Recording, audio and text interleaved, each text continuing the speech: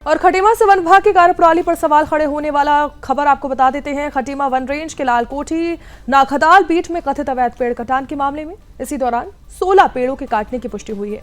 अब पूरे मामले को लेकर कई गंभीर सवाल उठ रहे हैं। बीट कर्मचारी आनंद कुमार ने अपने वरिष्ठ अधिकारी पर गंभीर आरोप लगाए हैं, शिकायत दर्ज कराई थी। उनका कहना है कि उन्होंने जंगल में लगातार हो रहे पेड़ कटान की जानकारी अधिकारियों को दी थी, लेकिन कार्रवाई करने के बजाय जो है उन्होंने ही नौकरी से हटा दिया गया। शिकायत के बाद डीएफओ हिमांशु जो है उन्होंने जांच समिति गठित की। जांच में 16 पेड़ों के कटान की पुष्टि होने की बात सामने आई।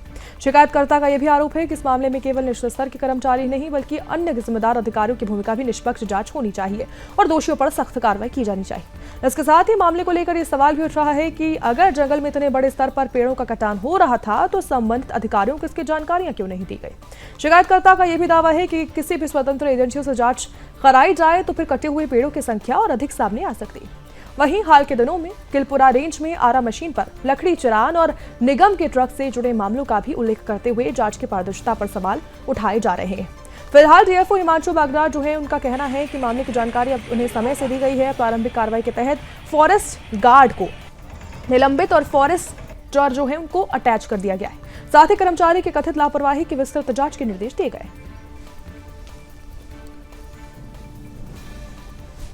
डीएफओ साहब को शिकायत पत्र लिखा गया था कि नगाताल के वनकर्मी द्वारा मिली भगत से नेपाल को अवैध लकड़ी की तस्करी की जा रही है। इसकी शिकायत हमने डीएफओ साहब को लिखी थी, जिसमें डीएफओ साहब के आदेश अनुसार कौमी जांच की गई है। कौमी जांच में सब कुछ सच्चाई पूरी पाई गई है जो शिकायत पत्र में लिखी गई थी। और इसके बावजूद हमको बुलाया गया खटीमा में, रेंजर साहब के सामने, दरोगा जी के सामने बयान लिए गए। इसके बाद भी इनके ऊपर कोई कार्रवाई नहीं की जा रही है और दबाव बनाया जा रहा है हमारे ऊपर कि समझौता कर लो।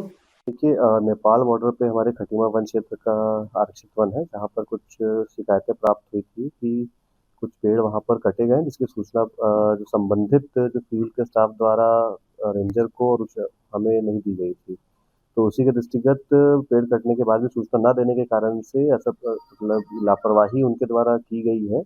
तो लापरवाही के दृष्टिगत कर्मचारी जो है वहाँ के फॉरेस्ट गार्ड को सस्पेंड किया गया है और जो फॉरेस्टर है वहाँ के उनको अटैच किया गया है और साथ ही एसडीओ को इसकी जांच दी गई है चेक करने के लिए कि पूरा प्रखंड क्या हुआ है, कौन उसमें जिम्मेदार है। तो इस पर जांच की जा रही है।